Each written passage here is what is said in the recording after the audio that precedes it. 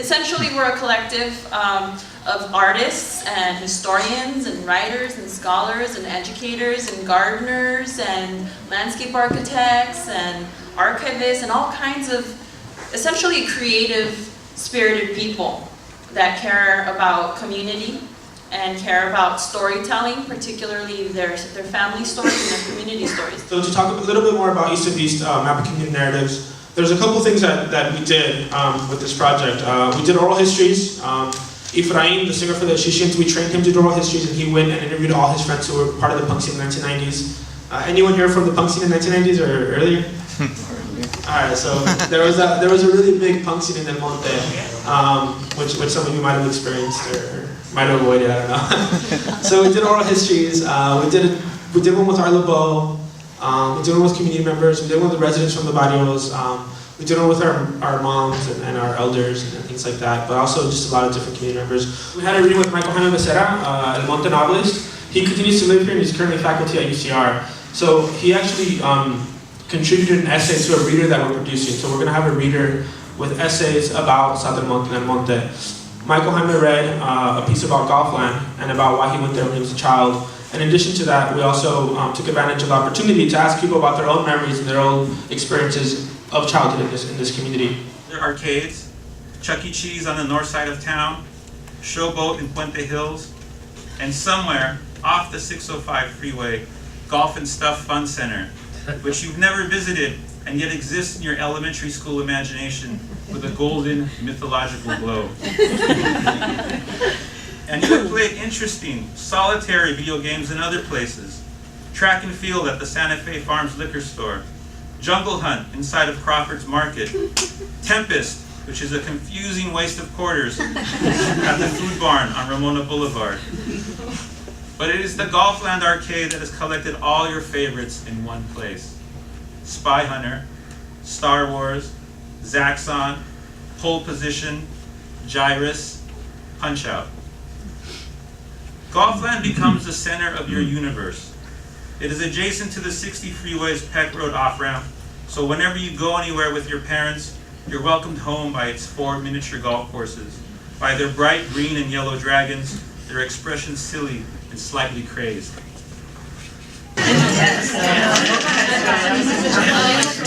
So this is Peck's Pit, and this is where my friends and I used to go and fish when we were little kids. Even though we would put fishing poles in the lake, we never caught anything. We weren't really trying to catch. This is us right here, but this is the typical tire that would be always in the lake, because back then, the gentleman just told me they cleaned it up quite a bit, but one of the, some of the charm that we got to enjoy was all of the different stuff that was sitting in the lake that were all toys, potential things for our bike track that we were about to build, and that's where we could go and play and do whatever we wanted, and no one could tell us anything. So that's why we love Peck's Pit so much. Well, that's where Guadalupe Church is, and so I had a lot of memories. Just this is where I went to school, which is down the street from me.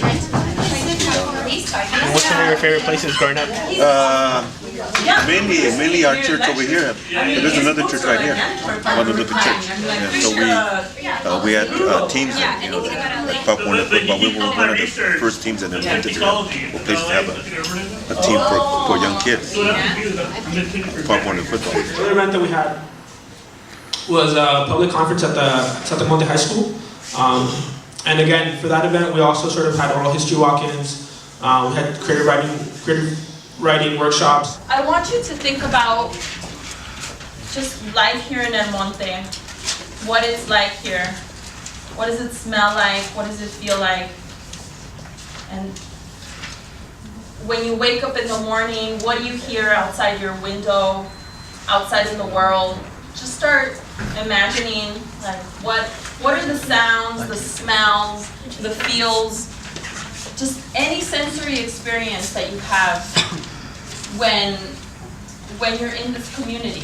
Is that then, as often now, workers in agriculture and other things, Mexicanos, migrated. So you'd have a home base, and a lot of people, they live in El Monte, for example, at Hicks Camp, and if you go over to the park, there's one man, I forget his name, but his words and his memories were there, and he talked about working in El Monte in the berries, but then going to Salinas for lettuce. Salinas is still lettuce. Going into the San Joaquin Valley, picking cotton, picking other crops, and then returning to El Monte. So that was very common. And you had groups of people that would go, often familiares, you know, family, friends, compadres, comadres, would go to work together, and they'd form labor crews. And those became really important in how people organized. Why then, I asked myself, would I focus just on the leader when he himself worked so hard to communicate the idea that everyday people were the ones themselves who held the power to change this prevailing social order? That's a lot of fancy talk for saying this guy right here knew that the only way things were going to change was by these people, right? The people he's addressing. So again, I'm trying to make the image actually reflect the content of his speech, rather than simply putting up his face. It's handsome, we've seen it before, it's great, but I wanted to mess with that a little bit. So, as with my previous image of the 1933 berry strike, I chose one central iconic element, that of Mr. Babon's fabulous mane of curly hair, which I actually, to be honest, I got this right here by looking at a picture of your great-grandfather, Enrique Flores Mamon. He has a picture called Mis Cinco Cuates, probably familiar with that, sure. And it's a great shot of the back of his head. I thought, that's what I'm going to use as a model. So, it's Ricardo Flores Mamon, but with his brother as a model, just as a little background knowledge. Our last event was about Legion Stadium. We brought in our interview with Art LeBeau, and we used that interview to structure our conversation. So we would play a clip, and then people would have to talk about their own experiences with Legion Stadium. And again, at this event, we also allowed the community to become part of the archive. So in addition to sort of sharing material and history about this particular space, people were able to sort of bring their own material. So for the brothers who actually played Legion Stadium before Art LeBeau arrived, so they were there before Art LeBeau arrived, and once Art LeBeau arrived, they kind of didn't run there anymore because everyone was really big then. So they were there, and then Ruben Guevara was the person who played the last show, the last set at Legion Stadium. So we had the sort of people who opened and closed Legion Stadium talking to each other, and of course we had other people there too, younger folks, and a sort of a couple different generations that were taking place there. How did you start playing the saxophone? When? How? How? Yeah. Well, you know, my dad, we used to live way out there in Boyle Heights, and my dad started my brother in the piano and the violin. And I wanted to play something. I said, no, I said, you're too dumb, you know, so finally they bought me a saxophone, $60. I still have it. A $60 saxophone. I started practicing, you know. And after a while, you know, we formed a little band together. Then my brother played the violin and wanted to play the saxophone, so I taught him how to play the saxophone. So he played the tenor and I played the alto. Okay. And this one time, you know, I used to play with this group that used to play nightclubs over in Santa Fe Springs, so their alto player couldn't play. I must have been about, I think, I must have been about 16 years old. So I sat in with them, you know, and in those days they used to have a kitty. I used to put money on it for the kitty. Well, they gave me all the kitty, you know. And I came home with a bunch of money on there, and I used to go to Johnny's hot dog stand right there on Eastern and Whittier. There was a hot dog stand. I bought me 5 hot dogs. But I couldn't get off the stage because it was a nightclub, you know. Yeah. So I had to stay on the stage up there, but that was pretty good. What year did you join the band? 53. 53. I was 13 years old. In junior high school. You were the youngest member of the band? Yeah, I was the youngest member of the band, yeah. And that was nice because everybody at school used to be, oh, Willie, this and that, your mental brothers. We used to play at the assemblies, and guys used to want to carry him by a horn, you know, God, let me carry, I'll carry it for you. And then we used to play it, it was fun, because we used to play Our Lady of Lourdes, which is still in East LA. And all our guys I used to go to school with used to go to East LA, to Our Lady of Lourdes on Friday nights. We'd have the teenage dances on Friday nights. And all the guys from school used to go there. Hey, Willie, can you get me in? Let me carry your horn, you know. I'll meet you out in front, you know. But Zappa, that was a big influence on Frank Zappa. East LA, Mexican American Chicano culture was a big influence on his work. In fact, he formed a group called Ruben and the Jets in '68, and which was based on the East LA garage rock doo-wop band.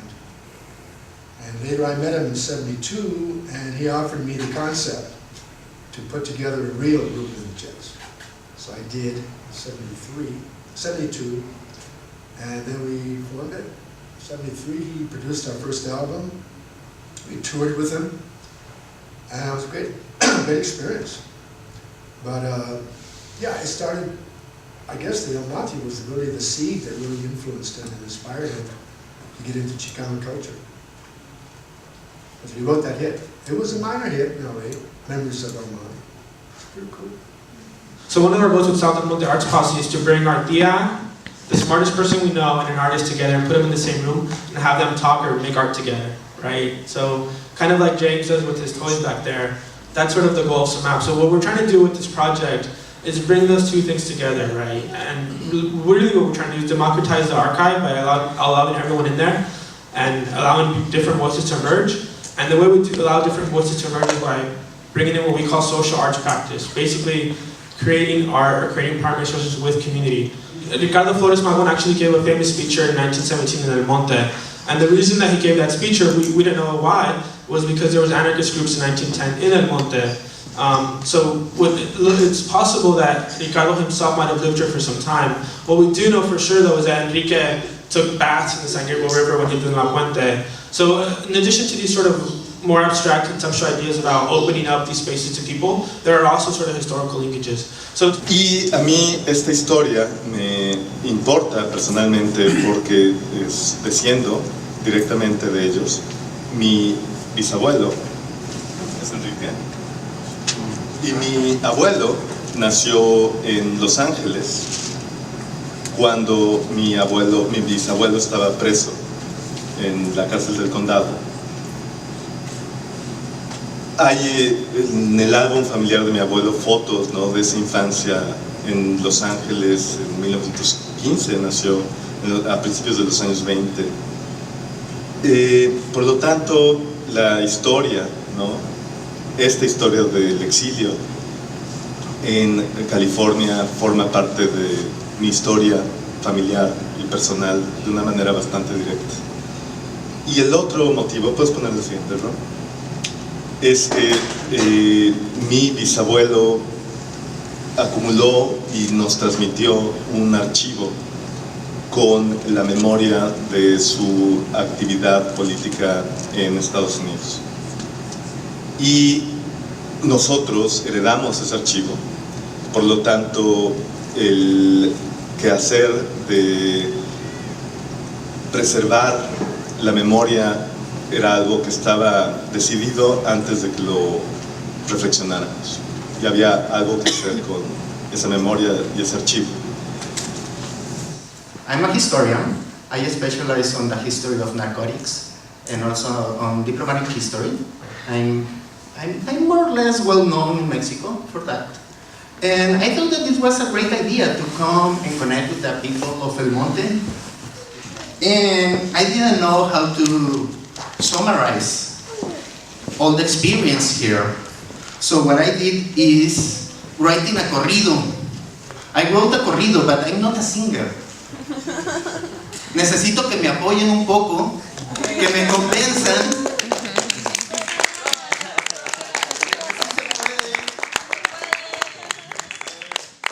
De que sí se puede, muchachos. Y por primera vez en mi vida voy a tratar de cantar un corrido. Aquí se los voy a interpretar de mi ronco pecho. No soy tan buen escritor como el Guadalupe Martínez, ni tan buen cantante. Don Lupe Martínez, él sí canta. Así, él sí es un artista. Yo soy un improvisado que nada más aquí les viene a compartir lo poquito que puede. A ver, ¿cómo van los corridos?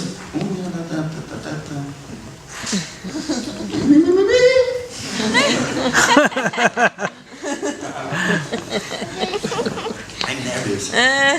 All right. Cuando yo venía pa'l monte, preguntó una periodista, ¿qué es lo que tú andas pensando si tú ni eres artista? Voy al monte, contesté, para encontrar más amigos con corazón mexicano en los Estados Unidos.